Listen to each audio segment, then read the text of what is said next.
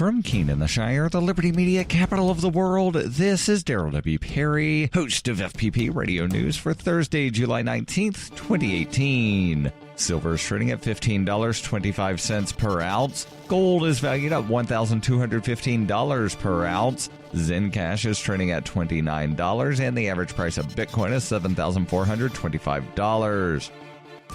Antiwar.com reports in comments to reporters, President Trump said that talks with North Korea are going very, very well, but there is no hurry on the denuclearization process. He said that there is no time limit on the process. That isn't necessarily a change in policy, as the administration never put a specific deadline on denuclearization. It is, however, a change in narrative, as previously they'd suggested that it would be happening very quickly. Analysts have suggested full denuclearization is likely to take years, and Secretary of State Mike Pompeo had said the hope was to have substantial progress done by the end of Trump's first term in office. Other than a dubious claim by John Bolton of a one-year plan, there was never any talk of anything sooner. Trump continues to express optimism about the progress with Kim Jong-un. The current strategy suggests that so long as negotiations are going well and progress is being made, the U.S. isn't going to suddenly bail on the program because of some sense that North Korea is too slow for their taste.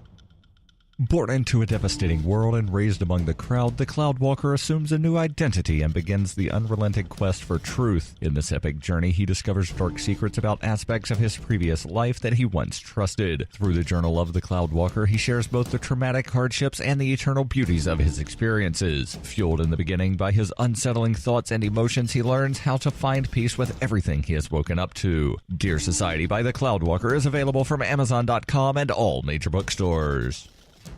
UPI reports Pennsylvania Supreme Court moved Wednesday to uphold a tax on soda and other sweetened beverages in Philadelphia. The court issued a 4-2 majority opinion saying the city did not violate state law by instituting a 1.5 cent per ounce tax on drinks to fund pre-K, community schools, and improvements to parks, libraries, and recreational centers. Opponents of the tax argued it amounted to double taxation because it applied to consumers who had already paid sales tax. City officials said money was being withheld as the government awaited the court's decision. The tax added about $1 to the cost of a 2-liter bottle of soda and $2.16 to a 12-pack of 12-ounce sodas, which Pennsylvania Food Merchant Association spokesman Alex Beloga said prompted some people to purchase soda outside of the city.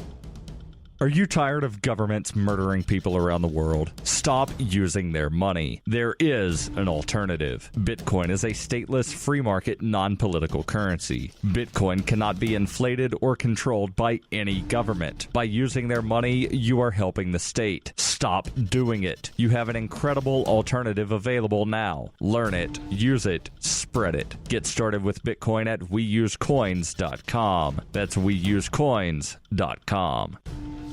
Reuters reports the California Supreme Court on Wednesday ordered the November ballot purged of an initiative that seeks to split California into 3 states, citing significant questions raised about the proposal's validity. State election officials certified last month that supporters of the so-called Cal 3 measure, also known as Proposition 9, had collected enough signatures to qualify for the ballot in the country's most populous state. An environmental group, the Planning and Conservation League, challenged the measure in court, arguing it posed a revision of the state constitution as opposed to an amendment that is too sweeping to be legally subjected to the direct consent of the voters. Siding with the opponents for the time being, the court directed state election officials to keep the measure off the upcoming November ballot to allow the justices sufficient time to review and decide the merits of the case. The court left open the possibility of allowing the initiative to be put before the voters in the future, saying the potential harm in permitting the measure to remain on the ballot outweighs the harm of its delay. The initiative was launched by Silicon Valley venture capitalist billionaire Tim Draper, who has argued that California's size makes it ungovernable. He failed in 2 previous bids to qualify a 6-way split of California for the ballot. Draper decried Wednesday's outcome as indicative of a corrupted political system, saying, "This is not the way democracies are supposed to work." Opponents said Draper's partition plan would be chaotic and a costly waste of time and resources. Voter approval of Cal 3 would not automatically divide California into 3 states. Instead, the governor would be directed to petition Congress to approve the split as called for under the U.S. Constitution, and the president would be required to sign such legislation into law. Political experts said Congress is unlikely to embrace the concept of 3 Californias, and they question whether state voters would take it seriously.